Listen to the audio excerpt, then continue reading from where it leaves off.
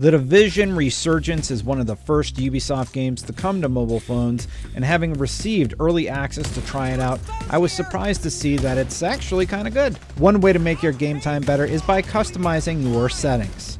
The first thing we recommend is pairing a controller with your device, be that an attachment like the backbone, which our tech team recommends, or simply pairing a Bluetooth controller like the Xbox controller or PlayStation 5 DualSense. To do this, go to Settings, Bluetooth, and then press the pairing button on your controller. They should sync up and pair with each other. The backbone should pair automatically once you've attached your iPhone. Some other devices similar to the backbone may require Bluetooth pairing, which would follow the same method as pairing a controller. To pair a controller, go to Settings, Bluetooth, and then press the pairing button on your controller. The Xbox controller sync button, for example, is located at the top, so press that once you're in the Bluetooth settings on your mobile device and then connect to the Xbox controller. It should be good to go. The PlayStation DualSense controller pairing is similar, but you'll need to press two buttons. The Share button and the PlayStation button will need to be pressed at the same time to pair to your device. If you're not seeing it, try toggling your Bluetooth off and then back on again. The DualSense should appear under Other Devices. Believe it or not, you can even play with a keyboard and mouse. You'll need a USB-C adapter to do this. We'll be using the RSH Tech 8K HDMI adapter to output to a television at 4K 60Hz, and also connect our keyboard and mouse to the game. To connect a keyboard and mouse, first plug in your USB-C dongle, then plug in your keyboard and mouse to the device. To get the mouse working, go to Settings, Accessibility, Touch, Assistive Touch, and turn it to On.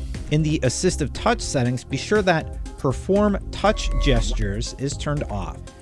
While playing on the go is great, you can use a USB-C adapter on your iPhone or iPad to easily output to your television. Using our RSH Tech HDMI adapter, you need to simply plug it into your iPhone and then run an HDMI from the adapter to your television.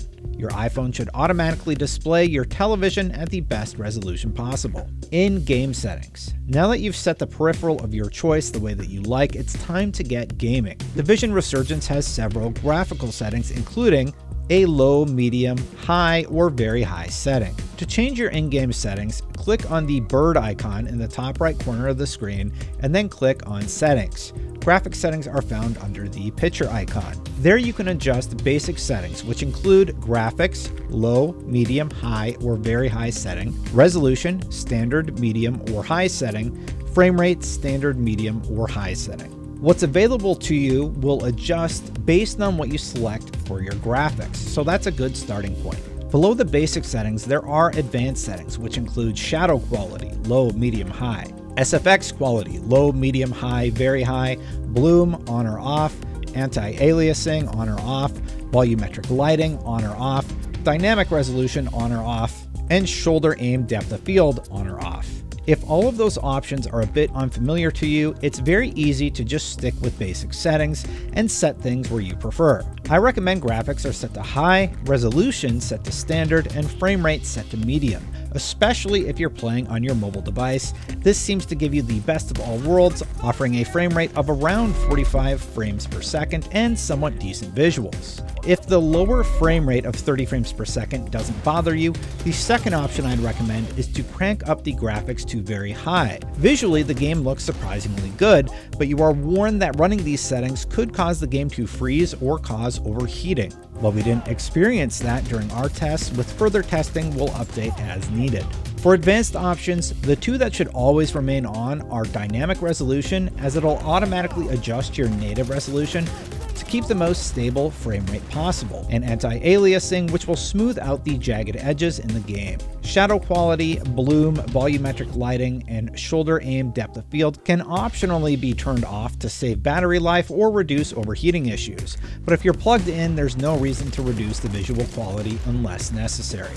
The Division Resurgence is in early access right now, but this first look has my interest peaked. Granted, our settings recommendations may change. If you want to hit the ground running, this will be a good starting point. For more on all things Division Resurgence, keep it right here at IGN.